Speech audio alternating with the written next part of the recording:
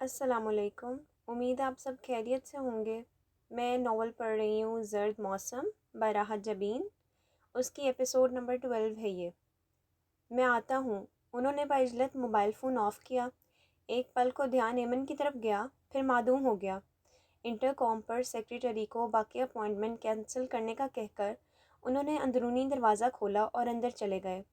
راہداری عبور کی تو ٹی وی لاؤنج سامنے تھا، جہاں عمر اور عادل دونوں ہاتھوں کے پیالے میں چہرہ رکھے کشنز پر نیم دراز کارٹون دیکھ رہے تھے۔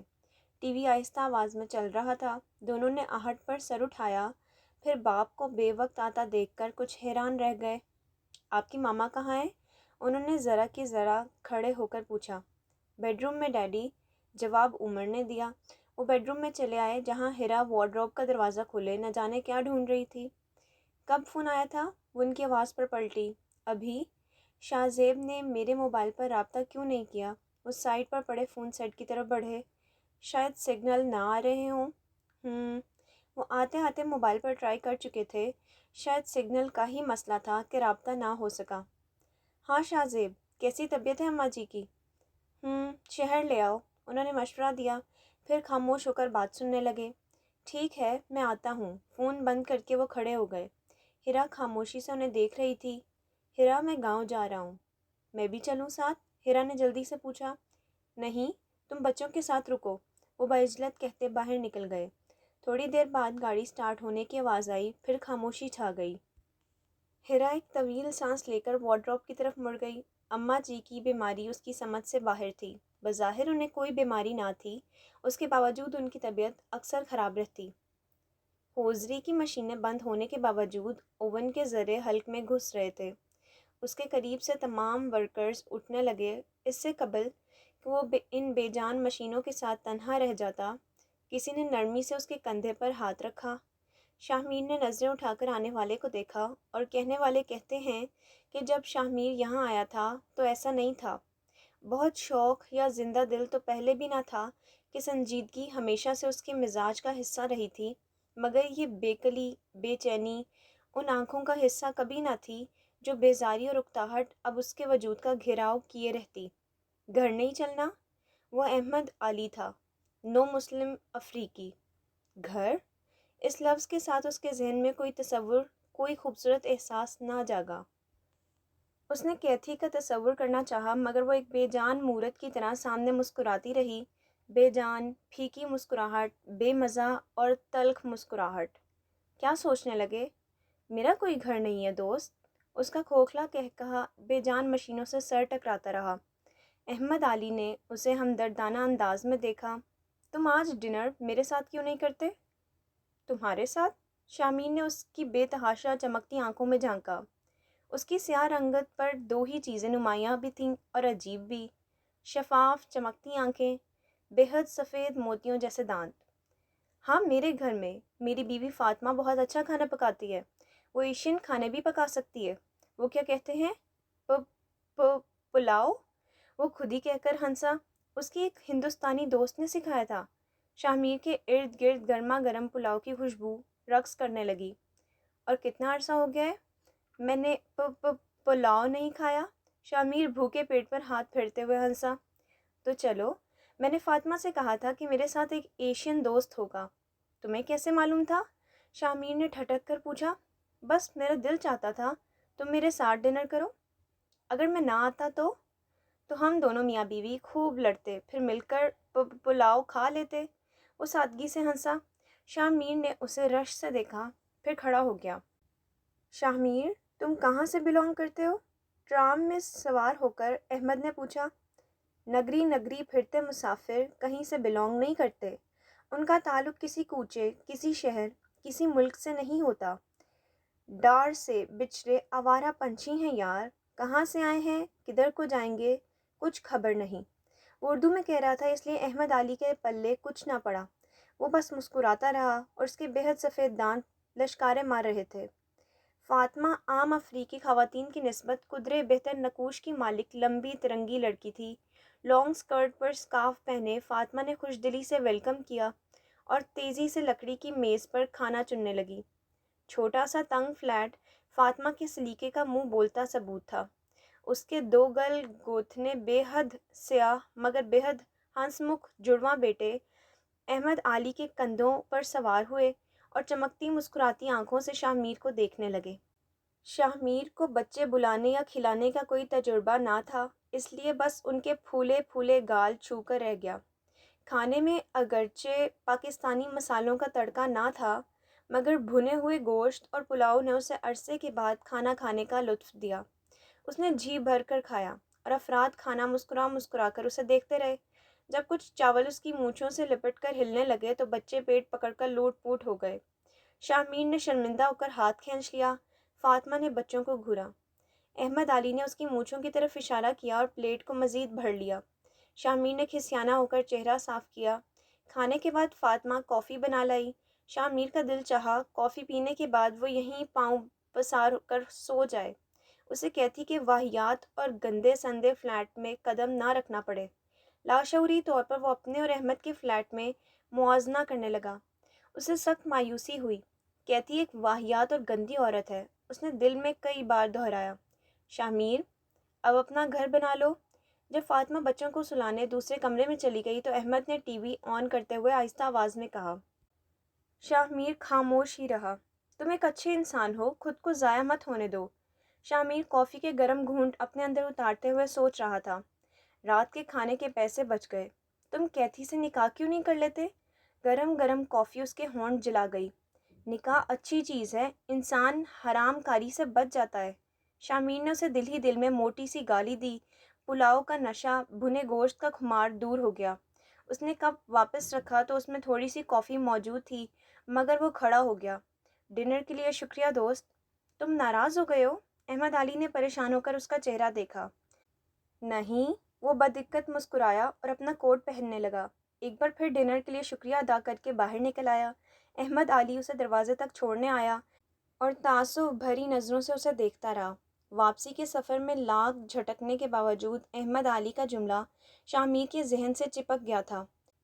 نکاح اچھی چیز ہے، انسان حرام کاری سے بچ جاتا ہے۔ دھند کی دبیز چادر میں لپٹے اونچے اونچے یوکلپٹس کے درخت اپنے خد و خال نمایاں کرنے میں ناکام تھے۔ تیز سرد ہوا رگوں کو کاٹتی تھی۔ اس کے شل ہوتے پاؤں تلے ایک سفر ناتمام تھا۔ لڑکھڑاتے قدم نہ رکتے نہ چلتے۔ ایک ٹھوکر لگی اور وہ گھٹنوں کے بل گر گئی۔ یا اللہ! درد کی ایک تیز لہر نہ جانے کہاں سے اٹھی اور کہاں معدوم ہوئی۔ دیکھ کر کیوں نہیں چلتی؟ رستہ ناہموار ہے۔ ایک نرم ہاتھ نے آہستگی سے اسے بازو سے تھاما اور کھڑا کر دیا۔ اس نے پلٹ کر دیکھا۔ درختوں میں سرسراتی تیز ہوا اور دبیز دھند کے علاوہ وہاں کوئی نہ تھا۔ اس نے اپنے سامنے نظر دوڑائی۔ رستے سے دھند چھٹ رہی تھی اور اونچی نیچی ٹوٹی پھوٹی سڑک نمایاں تھی۔ اس نے اپنے پیروں میں چپچپاہٹ محسوس کی تو ڈر گئی۔ وہ بنا دیکھے جان گئی کہ پیروں سے خون رس رہا تھا۔ درد تھا کہ بڑھتا ہی جا رہا تھا۔ اس نے ضبط کی کوشش میں لب چبا ڈالے، مگر تکلیف ناقابل برداشت ہو گئی، یہاں تک کہ وہ رونے لگی، اونچا اونچا۔ شائیں شائیں سرد ہوا کی شوریدہ سری میں اضافہ ہوا۔ وہ ہوا کے ساتھ اپنی آواز بھی سن رہی تھی، نوحہ کرتی بین کرتی آواز۔ مگر درد تھا کہ تھمتا ہی نہ تھا۔ پھر کسی نے دھیرے سے اپنے دونوں ہاتھ اس کے پیروں پر رکھ دیے۔ آہ! ایک ہلکی سی کراہ لبوں پر ٹوٹی۔ یوں لگا درد میں کمی ہو رہی ہے۔ وہ ان ہاتھوں کا لمس، ان کی نرمی پوری طرح محسوس کر رہی تھی۔ اس کی آنکھیں بند ہونے لگیں۔ ان نرم گداز معصوم ہاتھوں کا لمس، اور اس لمس میں پنہاں سکون بخش احساس اتنا روح پرور تھا کہ طمانینت کی ایک لہر پیروں سے ہوتی پورے وجود میں پھیل کر روم روم میں بسی۔ تھکن چوسنے لگی۔ وہ ہولے ہولے پرسکون ہو رہی تھی کہ اچانک اس کی آنکھیں پوری طرح کھل گئیں۔ ان آنکھوں میں خوف کنڈلی مار کر بیٹھ گیا کہ وہ نرم ہاتھ اس کے پیروں سے ہو کر پنڈلیوں تک آ گئے اور دو بازوؤں نے مضبوطی سے اس کی ٹانگوں کو جکڑ لیا، اور اب وہ اسے عقب میں دھکیل رہے ہیں پوری قوت اور شدت کے ساتھ۔ اس نے پلٹ کر نہیں دیکھا، مگر وہ محسوس کر سکتی تھی کہ عقب میں ایک کھائی ہے، ایسی کھائی کہ جس کی اتھاہ گہرائی کا کوئی انت نہ تھا۔ چھوڑو چھوڑو، بچاؤ! وہ حلق پھاڑ پھاڑ کر چیخنے لگی، مگر تیز ہوا लंबे दरख्तों की सूखी शाखों पर सर पटकती हवा ने उसकी आवाज़ को दबा दिया। कदमों तले ज़मीन ख़त्म हो रही थी, बस किनारे से गिरती भरभरी मट्टी थी जो कहीं दूर गिरती जा रही थी। फिर एक ज़ोरदार झटका लगा। एमन की तेज़ चीखों ने बेडरूम के दरो दीवार हिला दिए थे। वो अपनी टांगें चला चला कर खुद को किसी की गिरफ्त से छुड़ाने की कोशिश कर रही थी, यहाँ तक कि सांस फूल गई और दिल अपनी धड़कन खो बैठा। चीखों का गला घुट गया, उसका वजूद बेजान सा होकर किसी मुर्दे की तरह साकित और सामित हो गया। न जाने कितनी सदियां गुजरीं जब दिल की किसी गुमशुदा धड़कन ने हौले से सांस ली। बेजान हाथों की सर्द उंगलियों ने ज़रा सी जनबिश की, पलकों पर हल्की सी लर्जिश उतरी और उसने धीरे से आंखें खोल दीं। लाशऊर से शऊर तक का सफ़र तय हुआ था। तहय्युर सा खौफ आंखों में मुंजमद हो गया। उसे तो किसी कब्र में होना चाहिए था। ये सर पर छत और नीचे ज़मीन कैसे कायम है? अब तो निज़ाम ज़ीस्त को कम अज़ कम उसके लिए दरहम बरहम हो जाना चाहिए था। उसने चंद हल्की हल्की सांसें खींचीं। पूरा जिस्म यूं दुखता था, गोया तवील मुसाफत तय की हो। उसने बदिक्कत करवट बदली और साकित हो गई। उसके करीब बेड खाली था, उस पर रखा तकिया और बेशिकन चादर बताती थी वो इस वक्त बेडरूम में तन्हा है।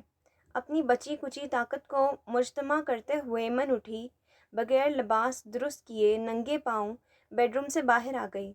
सारे घर की लाइट जल रही थी और ये एमन की हिदायत ही थी कि कुछ अरसे से उसे अंधेरे से वहशत होने लगी थी।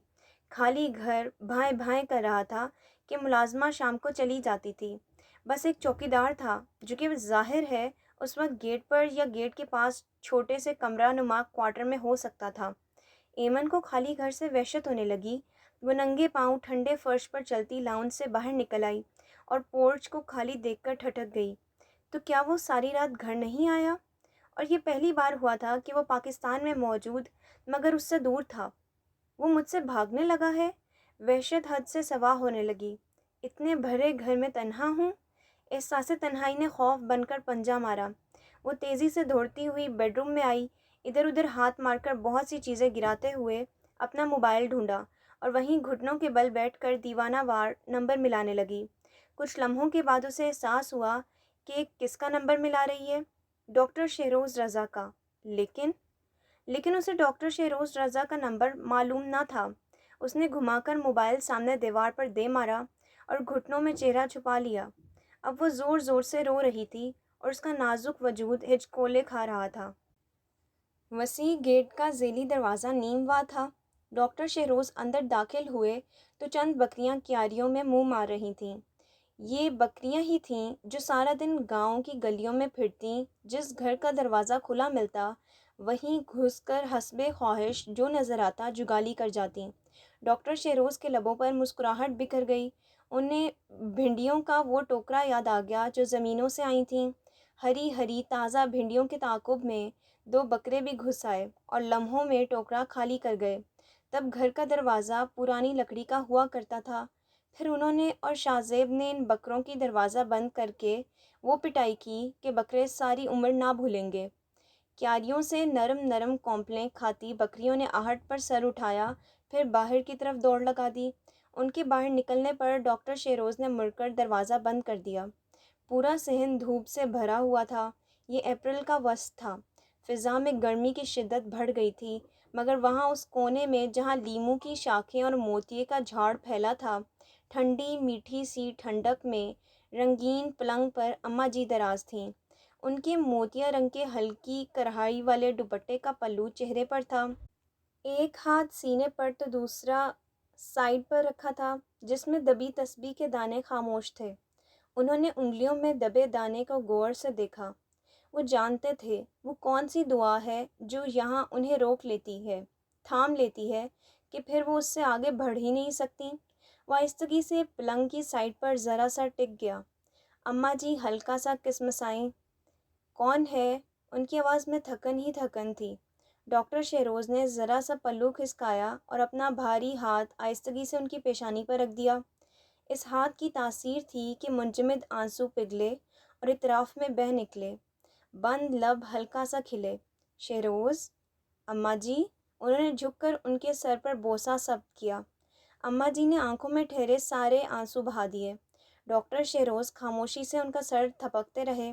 بہت دیر کے بعد انہوں نے دوپٹے کے پلو سے چہرہ خشک کیا، پھر برس جانے والی بدلی کی طرح ہلکی پھلکی آنکھوں سے شہروز کو دیکھا اور مسکرائیں۔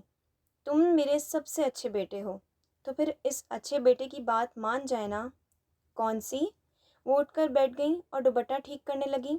میرے ساتھ شہر چلیں۔ تم جانتے ہو نہیں مان سکتی۔ ان کے لہجے میں بے بسی در آئی۔ تو شاہزیب کے ساتھ اس کے گھر شفٹ ہو جائیں؟ اور اس کی تنگ مزاج بیوی؟ وہ مسکرائیں۔ آپ راضی ہو جائیں، بھابھی کچھ بھی نہ کہہ سکیں گی۔ چھوڑ دو میاں، دوسروں کو تنگ کرنا ہمیں پسند نہیں۔ آپ کا حق ہے اماں جی، مہربانی کہ اس حق کو مانتے ہو، مگر اپنی راجدھانی میں بھی خوش ہوں اور بہو بھی۔ یوں بھی ساری زندگی اس گھر پر حکومت کی، اب اپنی سلطنت سے دستبردار ہو جاؤں؟ حکومت، سلطنت؟ شہروز رضا نے تعجب سے انہیں دیکھا۔ اماں جی کی پوری زندگی نگاہوں میں گھوم گئی۔ آدھی زندگی آپ نے ابا جی جیسے شخص کو دے دی، ان کے سامنے کسی کا زور چل سکا تھا؟ اور باقی ہم سب پر وار دی۔ مجھے سمجھ میں نہیں آ رہا اماں جی، اس سب میں آپ کو کیا ملا؟ تم جیسی سعادت مند اولاد، انہوں نے برجستہ کہا۔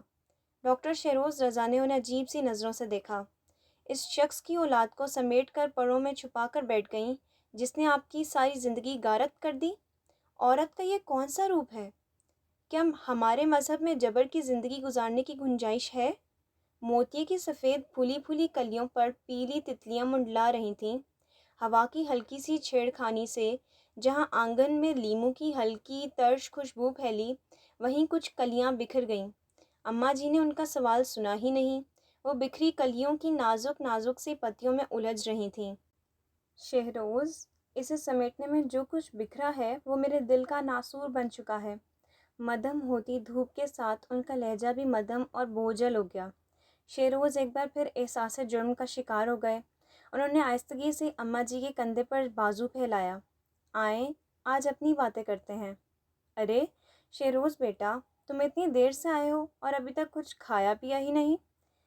کچھ ٹھنڈا پلا دیں؟ سیدھا کلینک سے اٹھ کر آ رہا ہوں۔ اس وقت؟ تم تو شام میں کلینک کھولتے تھے۔ ٹائمنگ چینج کر دی ہے۔ شام میں کچھ وقت بچوں کو دیتا ہوں، یاد ہے نا ہیرا کی شکایتیں؟ وہ ذرا سا ہنسے۔ ٹھیک ہی تو کہتی ہے، صبح وہ کالج، شام میں تم کلینک، مل بیٹھنے کا وقت کہاں ملتا تھا؟ میں تمہارے لیے شربت لاتی ہوں۔ وہ اٹھ کر اندر چلی گئیں۔ ڈاکٹر شہروز پلنگ پر نیم دراز ہو گئے۔ ان کا ہاتھ بے توجہی سے تسبیح کے دانے گن رہا تھا۔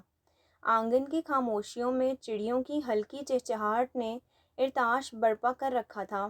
یہ خاموشی عارضی تھی کہ ابھی دھوپ کے ذرا مدھم ہوتے ہی گاؤں کی عورتوں اور ملازمین کی آمد و رفت شروع ہو جانی تھی۔ شاید اماں جی اس لیے کترا گئیں۔ انہوں نے سیدھے لیٹ کر دونوں ہاتھ سر کے نیچے رکھ لیے۔ نگاہوں کی گرفت میں شفاف چمکتا آسمان تھا اور ذہن کہیں دور پرواز کر رہا تھا۔ یوں بھی ماضی کا سفر کچھ زیادہ خوشگوار بھی نہیں۔ ابا جی نے اماں جی کے ساتھ زیادہ اچھا سلوک نہیں کیا۔ مجھے آج رات یہیں رکنا چاہیے۔ آج کی رات ان کے لیے بہت کٹھن ہوگی۔ ڈاکٹر شہروز نے سوچا، پھر جیب سے موبائل نکال کر گھر کا نمبر ڈائل کرنے لگے۔ گاڑی پورچ میں آ کر رکی۔ عقب میں چوکیدار نے تیزی سے گیٹ بند کیا۔ گاڑی کا دروازہ کھلا اور وہ باہر نکل آیا۔ اس کا سفید کاٹن کا کرتا ملگجا سا ہو رہا تھا اور انداز میں گزری رات کی تھکن تھی، لیکن نہیں، اس انداز میں کچھ اور بھی تھا، کچھ ایسا جو ایمن کی سمجھ میں نہ آ سکا، مگر ذہن کے کسی کونے میں اسی طرح اٹک گیا جس طرح کٹی پتنگ کسی ویرانے میں ٹنڈ منڈ درخت کی سب سے اونچی شاخ پر اٹک جاتی ہے۔ وہ سست روی سے چلتا ہوا اپنے بیڈ روم میں آ گیا۔ ایمن کھڑکی سے ہٹ کر کھڑی ہو گئی۔ اس کا شوہر پوری رات گھر سے باہر گزار کر آیا تھا اور وہ خود میں اتنی ہمت نہ پا رہی تھی کہ جواب طلبی کر سکتی۔ اس نے ایک اچٹتی سی نگاہ ایمن پر ڈالی اور واش روم میں گھس گیا۔ ایمن وہیں کھڑی لب چباتی رہی یہاں تک کہ وہ باہر نکلا۔ گیلا تولیہ کرسی پر اچھالا، بغیر اس کی طرف دیکھے، بغیر کچھ کہے بیڈ پر لیٹ کر کروٹ بدل لی۔ اس کی طرف دیکھنا نہیں چاہتا تھا کہ براؤن کپڑوں میں ملبوس یہ ویران سی لڑکی اس کی کمزوری نہیں تھی، مگر وہ پھر بھی کمزور ہو جاتا تھا۔ یہاں کھڑی کیا میری فاتح پڑھ رہی ہو؟ اس کا یوں کھڑے رہنا اسے تپا گیا۔ ایمن اسی خاموشی سے ناخن چبانے لگی۔ آج تم گھر میں کیسے نظر آ رہی ہو؟ اس وقت تک تو تمہاری آوارہ گردیاں شروع ہو جاتی ہیں۔ اس کی چپتی ہوئی آواز ابھری۔ ایمن کی رنگت تیزی سے سرخ ہوئی۔ میں سونا چاہتا ہوں، اس لیے برائے مہربانی تمہیں جہاں جانا ہے جاؤ، یہاں سے دفع ہو جاؤ۔ ایمن جھٹکے سے مڑی، جھپٹ کر سائڈ پر رکھی گاڑی کی چابی اٹھائی اور تیزی سے باہر نکل گئی۔ کمینی عورت! ایمن کے دھاڑ سے دروازہ بند کرنے کی آواز پر اس کے منہ سے بے ساختہ گالی نکلی۔ چوکیدار نے بیگم صاحبہ کے تیور دیکھ کر پھرتی سے دروازہ کھول دیا۔ ایمن کی گاڑی تیزی سے باہر نکلی۔ کچھ دیر سڑکیں روندنے کے بعد گاڑی ایک ویران سڑک کے کنارے رک گئی۔ وہ کچھ لمحے اسٹیئرنگ پر سر رکھے لمبے لمبے سانس لیتی رہی۔ انہی سانسوں کے درمیان اس کے محسوسات نے گاڑی کی بدلی ہوئی فضا کو پوری طرح محسوس کیا۔ ایک نامعلوم سی خوشبو گاڑی کے کونوں خدروں میں چھپی تھی۔ ایمن نے الجھ کر ادھر ادھر دیکھا اور ایک لمبی سانس کھینچی۔ خوشبو آ رہی تھی۔ بہت جلد ایمن کی نگاہوں نے ساتھ والی سیٹ کے نیچے گرا گجرا ڈھونڈ لیا تھا۔ اس نے چٹکی سے پکڑ کر موتیے سے گندھا گجرا اٹھایا اور ساتھ والی سیٹ پر رکھ دیا۔ کچھ مرجھائی ہوئی پتیاں گجرے سے ٹوٹ کر ارد گرد بکھر گئیں۔ یہ بکھری پتیاں اور باسی خوشبو اسے گزری رات کی کہانی سنا رہی تھیں۔ تو تم نے اپنا راستہ ڈھونڈ لیا ہے۔ ایمن نے چاہا کہ وہ خود کو نارمل رکھے، مگر اندر کہیں وحشت کا جنگل اگ آیا تھا۔ اس نے ہاتھ بڑھا کر گجرا اٹھایا اور شیشے سے باہر پھینک دیا، پھر ایک ایک کر کے بکھری پتیوں کو بھی۔ مگر وہ اس باسی خوشبو کو باہر نہیں پھینک سکتی تھی۔ یہ خوشبو جو دھیرے دھیرے اس کے کان میں ان سنے ان دیکھے افسانے سنا رہی تھی۔ ایمن کی وحشت میں اضافہ ہونے لگا۔ اس نے اضطراری انداز میں ڈیش بورڈ کھولا اور ساری چیزیں نکال کر گاڑی میں ڈھیر کر دیں۔ ٹشو پیپر، چند کیسٹیں، ہیئر برش، کچھ اور چیزوں کے ساتھ سگریٹ کی ڈبیاں اور لائٹر بھی۔ ایمن نے بغیر سوچے یہ دونوں چیزیں اٹھا لیں۔ ڈبیا کھول کر ایک سگریٹ انگلیوں میں دبا لیا۔ ذرا سی کوشش اور بے ڈنگے پن سے اس نے سگریٹ سلگا لیا۔ پہلے کش نے حلق تک کڑوا کر دیا۔ وہ بری طرح کھانسنے لگی۔ پھر دوسرا، تیسرا، چوتھا۔ اسے سگریٹ پینا آ گیا تھا۔ کچھ لمحوں کے بعد سہولت سے کش لیتے ہوئے اس نے خود کو پرسکون محسوس کیا، اگرچہ اس کا حلق بے حد کڑوا اور آنکھوں سے پانی بہنے لگا۔ یہ نیا تجربہ ایمن کو اچھا لگا۔ ایک اور تجربہ۔ اس نے سگریٹ لبوں سے نکال کر انگلیوں میں گھمایا۔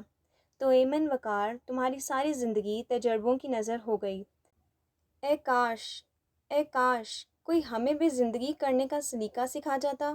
اس نے باقی سگریٹ باہر اچھالا اور عقب میں سر ٹکا دیا۔ ہاں ایمن، تم اس شخص سے جواب طلبی نہیں کر سکتی، کبھی نہیں۔ میں نے آپ کو کئی بار فون کیا تھا، لیکن آپ نے میری بات نہیں سنی، وہ نروٹھے پن سے کہہ رہی تھی۔ ڈاکٹر شہروز رضا نے کچھ حیرت سے اس کی سمت دیکھا۔ اچھا، کب؟ انہیں اچھی طرح یاد تھا کہ موبائل پر ایسی کوئی کال وصول نہیں کی تھی جس کا تعلق ایمن سے ہو۔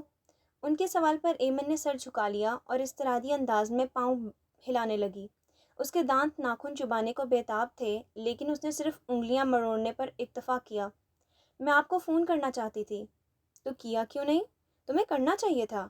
اگر تمہیں میری ضرورت تھی تو مجھ سے رابطہ کرنا چاہیے تھا ایمن۔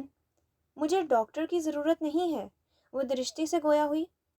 اگر تمہیں ایک دوست، ایک غمگسار، ایک رازدان کی ضرورت تھی تو تمہیں مجھے فون کرنا چاہیے تھا۔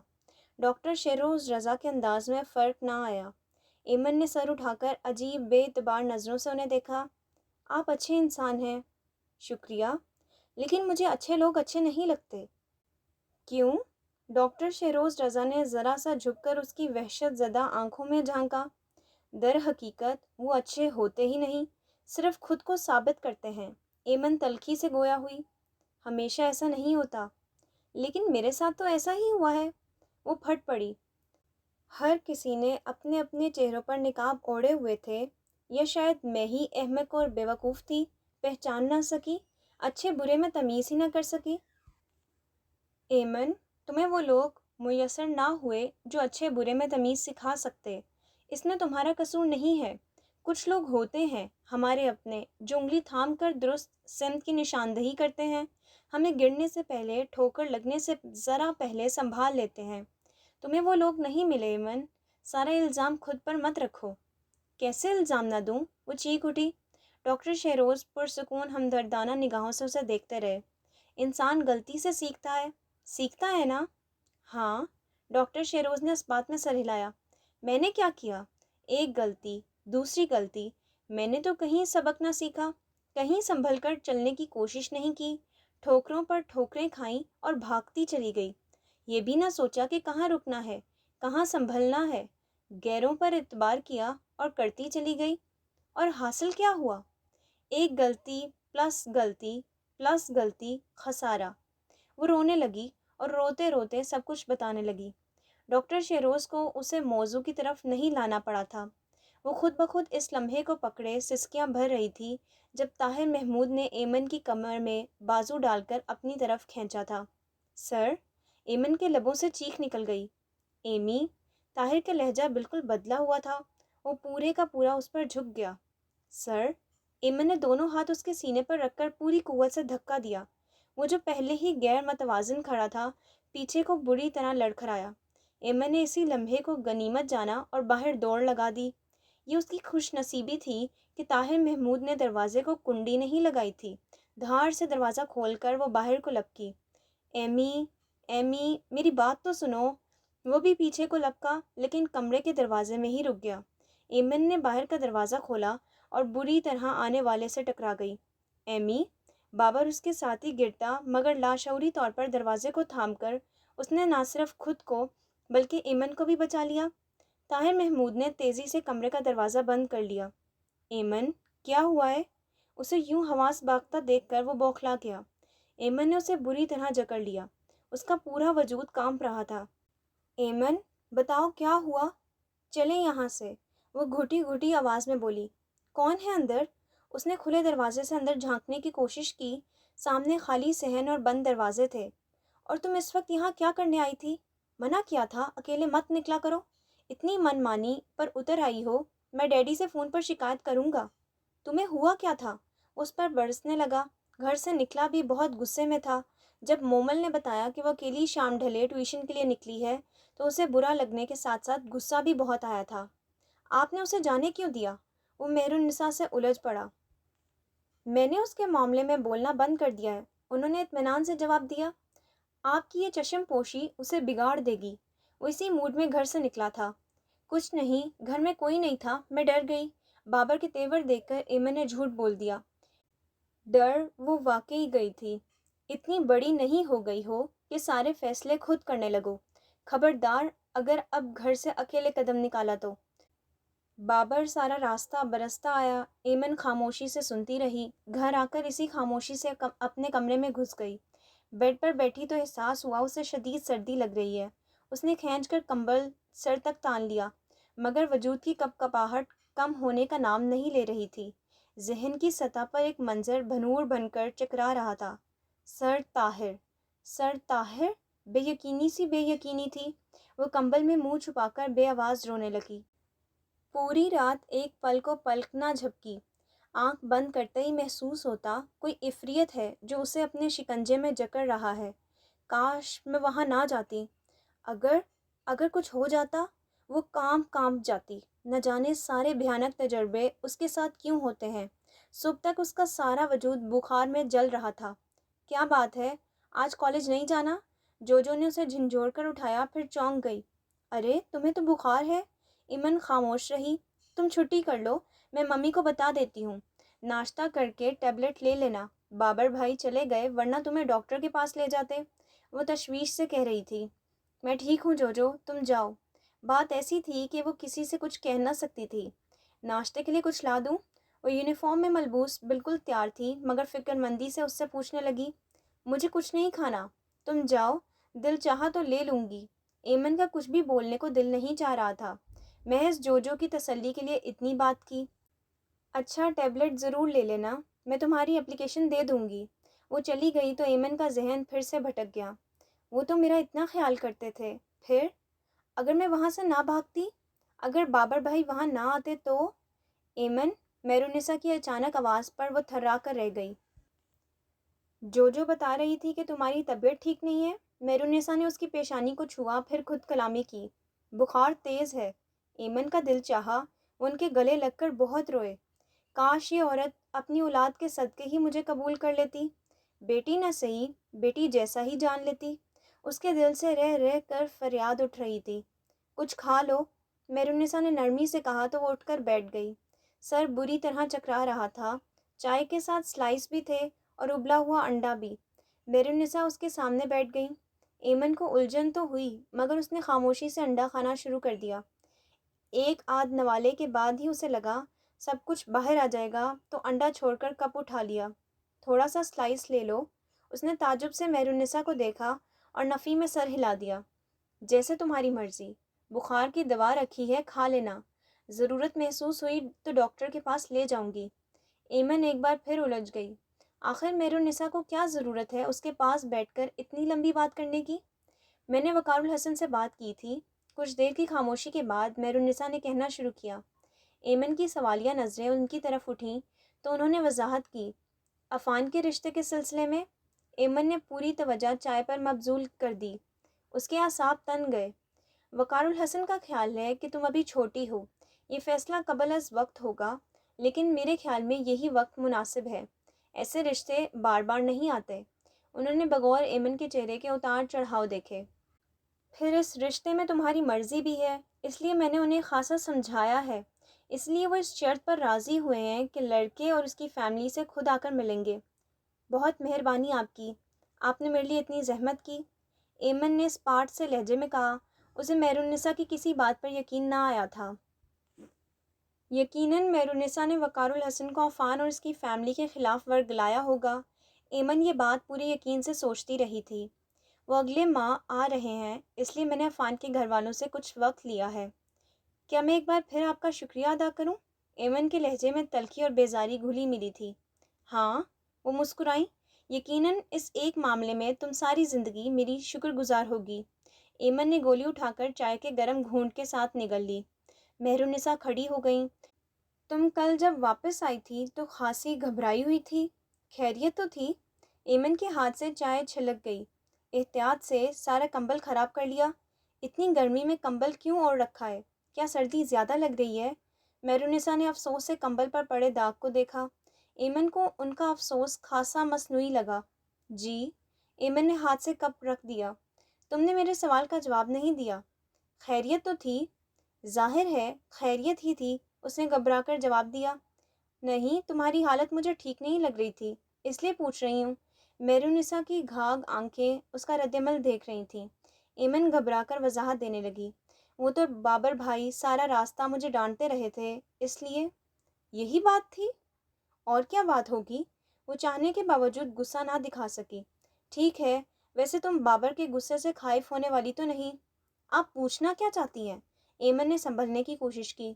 کچھ نہیں، دوائی کھا لی ہے تو کچھ دیر آرام کر لو۔ میرونسا نے آرام سے کہا اور برتن اٹھا کر باہر نکل گئیں۔ ایمن اپنی جگہ الجھ کر رہ گئی۔ تم ہو فساد کی جڑ، تمہاری وجہ سے ہوا ہے، چیزوں کی اٹھا پٹک، توڑ پھوڑ، کل سے گھر میں یہی صورتحال تھی۔ کیا ہوا ہے؟ طاہر محمود گڑبڑا سا گیا۔ دادا نے خشمگی نگاہوں سے اسے گھورا اور بہت دیر تک گھورتے رہے، پھر انگلی اس کی طرف اٹھائی۔ میں تمہاری فطرت اچھی طرح سمجھتا ہوں۔ آپ کیا کہہ رہے ہیں؟ میری تو کچھ سمجھ میں نہیں آ رہا۔ وہ نظریں چرا کر پتی کا ڈبہ کھولنے لگا۔ وہ ابھی اسکول سے آ کر اپنے لیے چائے بنانے کے ارادے سے کچن میں آیا تھا کہ دادا سر پر آ کر چلانے لگے۔ تم نے اسے پھر منع کر دیا؟ میں جانتا ہوں تم مجھے اذیت دینا چاہتے ہو، مجھے تکلیف دے کر تمہیں خوشی ہوتی ہے۔ تم ایک خود غرض، مطلبی اور ظالم انسان ہو۔ میں نے تمہیں پناہ دی اور تم؟ ان کی آنکھوں سے وحشت اڑ رہی تھی۔ بہت نوازش، مہربانی، اب بخش دیں مجھے اور چائے بنانے دیں، طاہر نے کٹھور پن سے کہا۔ ان کی آنکھوں میں شعلے لپکنے لگے۔ تم جانتے نہیں میں تمہارے ساتھ کیا کر سکتا ہوں۔ کیا کر سکتے ہو محترم آپ میرے ساتھ؟ وہ ڈبہ پٹک کر ان کی طرف مڑا۔ میں؟ وہ زہریلے انداز میں مسکرائے۔ میں علینا کے بھائیوں کو بتا دوں گا کہ تم کہاں چھپے ہوئے ہو۔ طاہر محمود کے چہرے کی رنگت متغیر ہو گئی۔ میرا اس کے ساتھ کیا تعلق؟ یہ سوال ان سے پوچھنا، علینا کے بھائیوں سے۔ دادا نے اس کی حالت سے حز اٹھایا۔ یہی وہ پوائنٹ تھا جس پر طاہر محمود کو زیر کر لیتے تھے۔ آپ طاہر محمود نے بے بسی سے انہیں دیکھا، پھر مڑ کر ڈبے خواہ پٹکنے لگا۔ اسی لیے کہتا ہوں اب کہاں بھاگو گے؟ گھر ہے، نوکری ہے، آرام سے یہیں اٹکے رہو۔ مجھ بڈھے کو بھی ڈھارس رہتی ہے، مروں گا تو منہ میں کوئی پانی کا گھونٹ ڈالنے والا ہوگا۔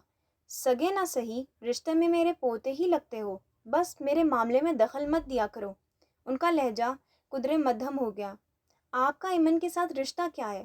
وہی ہمیشہ والا سوال، مگر وہ پسپا ہو گیا تھا، اور یہ پسپائی اس کے لہجے سے عیاں تھی۔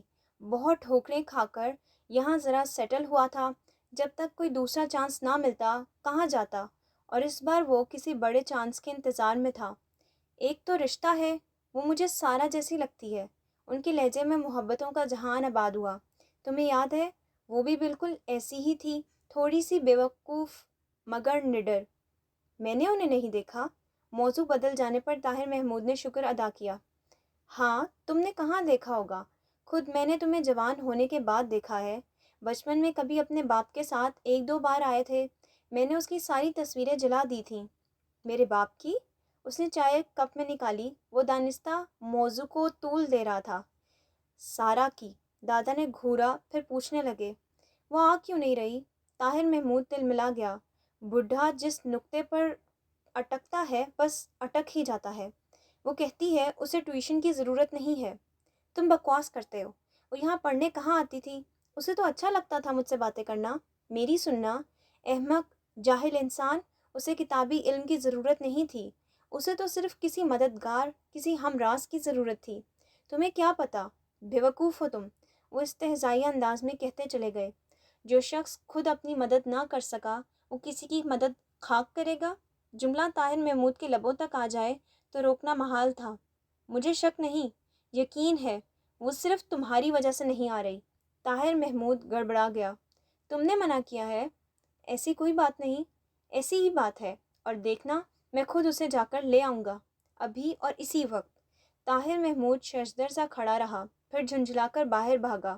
وہ صحن عبور کر رہے تھے، طاہر نے ویل چیئر روک لی۔ اب کیا تکلیف ہے؟ وہ گرائے۔ میں لے آؤں گا۔ تم جھوٹ بولتے ہو، میں وعدہ کر رہا ہوں۔ تم اور تمہارے وعدے، انہوں نے بے یقینی سے کہا، مگر واپس پلٹ گئے۔ ان کے اس طرح پلٹ جانے پر طاہر نے سکون کا سانس لیا، ساتھ ہی اسے حیرت بھی ہوئی۔ لیکن طاہر محمود کو یاد ہو نہ ہو، لیکن دادا کو اچھی طرح یاد تھا کہ انہیں بابر کا گھر معلوم نہیں۔ ان کے اندر جانے کے بعد بھی طاہر وہیں کھڑا رہا۔ اس کا ذہن خلجان کا شکار ہو رہا تھا۔ ایک وقتی جذبے کے تحت وہ اس مذموم مسکراہٹ کا مرتکب ہو چکا تھا۔ اب سمجھ میں نہ آتا تھا کہ کیا کرے۔ اس کا ذہن جھنجھلا جھنجھلا کر سوچ رہا تھا کہ ایمن کو کیسے راضی کرے۔ تبھی دھیان بھٹک کر ایک خاص نقطے پر مرکوز ہو گیا۔ الینا۔ کچھ لمحے اس کے بارے میں سوچنے کے بعد اس نے تیزی سے سر جھٹکا۔ نہ جانے کہاں گئی ہوگی۔ آپ مجھے مائرہ کے گھر چھوڑ آئیں گے؟ زندگی میں پہلی بار اسے اکیلے کسی کے گھر جانے سے ڈر لگا تھا۔ اف ہو، تم ٹک کر گھر کیوں نہیں بیٹھتی ہو؟ وہ پہلے ہی کسی بات پر جھنجھلایا ہوا تھا۔ وہ چپ ہو گئی۔ اپنے اسائنمنٹ پر جھکے بابر نے سر اٹھا کر اسے دیکھا۔ ایمن کی آنکھوں میں ہلکی سی شرمندگی ہوئی۔ میرا مطلب ہے آج ہی تو تمہارا بخار اترا ہے۔ میرا گھر میں دل نہیں لگتا، وہ بے بسی سے گویا ہوئی۔ لڑکیوں کا مسئلہ، دل نہیں لگتا، دل نہیں کرتا۔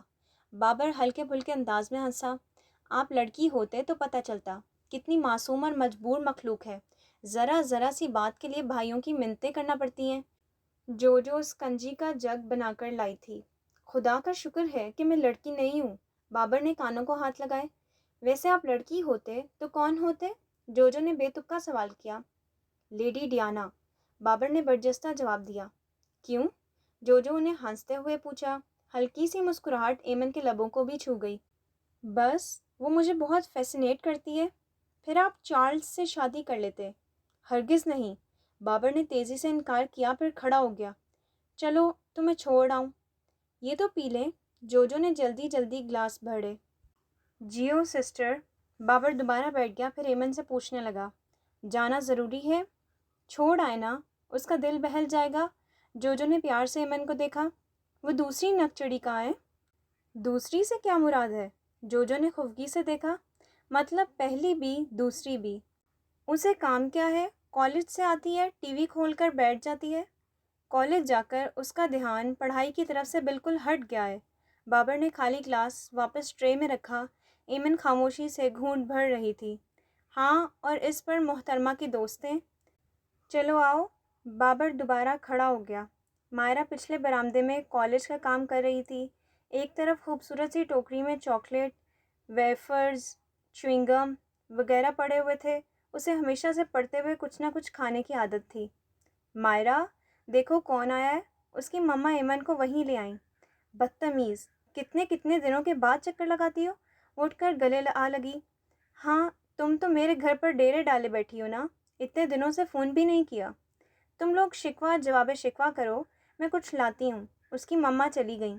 لیکن تمہیں ہوا کیا ہے؟ اتنی پیلی رنگت اور کمزور کتنی ہو گئی ہو؟ مائرہ نے بغور اس کا جائزہ لیا۔ بس، وہ نظریں چرا گئی۔ زندگی میں پہلی بار وہ کوئی بات مائرہ سے شیئر نہ کر سکی۔ بخار تھا۔ ایمن اسے ٹال گئی۔ بہت دیر تک دونوں بیٹھی اپنے اپنے کالج کی باتیں کرتی رہیں۔ آؤ، کمرے میں چلتے ہیں، مائرہ نے کہا تو وہ اس کے ساتھ اس کے بیڈ روم میں آ گئی۔ مائرہ نے الماری سے نیا موبائل نکال کر اس کی طرف بڑھایا۔ ایمن نے سوالیہ نظروں سے اسے دیکھا۔ انہوں نے گفٹ کیا ہے۔ شرمیلی سی مسکان نے مائرہ کے لبوں کا احاطہ کیا۔ اوہ، لاؤ۔ مائرہ نے اس کے ہاتھوں سے موبائل لے کر نمبر ڈائل کیا۔ جی، کیسے ہیں آپ؟ مائرہ کی شگفتہ آواز ابھری۔ ایمن سمجھی وہ رضوان بھائی سے بات کر رہی ہے، اس لیے یوں ہی کتابیں اٹھا کر دیکھنے لگی، مگر مائرہ نے فون اس کے کان سے لگا دیا۔ بات کرو۔ السلام علیکم رضوان بھائی، ایمن نے خوش دلی سے کہا۔ وعلیکم السلام، جیتی رہو۔ یا آپ میری فرینڈ کو اتنے مہنگے مہنگے گفٹ بھجوا کر آتے خراب مت کریں۔ ایک آپ کو بھی بھجوا دیں؟ برجستہ پوچھا گیا۔ میں کیا کروں گی؟ ایمن کچھ الجھ گئی۔ یہ آواز، یہ لہجہ۔ رضوان سے باتیں؟ مزے سے فرمایا گیا۔ جی؟ ایمن بری طرح گڑبڑا گئی۔ تمہارے گھر والوں نے ابھی تک ہاں کیوں نہیں کی؟ اب تو شک کی گنجائش ہی نہ تھی کہ دوسری طرف عفان بات کر رہا تھا۔ دیکھو، تم میری ہو، میری ہی رہو گی۔ اگر ہاں نہ ہوئی تو میں تمہیں اغوا کر کے لے جاؤں گا، اور جہاز میں۔ ایمن نے گھبرا کر موبائل مائرہ کو تھما دیا، جس نے ہنستے ہنستے رابطہ کاٹ دیا تھا، لیکن اب اسے خفا ہوئی ایمن کو منانا تھا، جو کئی جتنوں کے بعد مانی تھی۔ وہ مجھ پر دھونس کیوں جماتا ہے؟ پگلی، تم سے محبت کرتا ہے اس لیے، مائرہ نے تسلی دی۔ ہاں، سب کا زور مجھ پر ہی چلتا ہے، وہ خفا سے لہجے میں بولی، مگر اندر کہیں بجھا ہوا دل کھل سا گیا۔ ٹھیک ہے، اس کا روب جماتا لہجہ اچھا نہ لگتا تھا، مگر یہ کیا کم تھا کہ اتنا خوبرو پائلٹ اس کا طلبگار تھا۔ رات کو بستر پر کروٹ بدلتے ہوئے عفان کا جملہ بہت بار ذہن کے دریچے سے ٹکرایا۔ تم میری ہو اور میری ہی رہو گی۔ Subscribe my channel for more videos.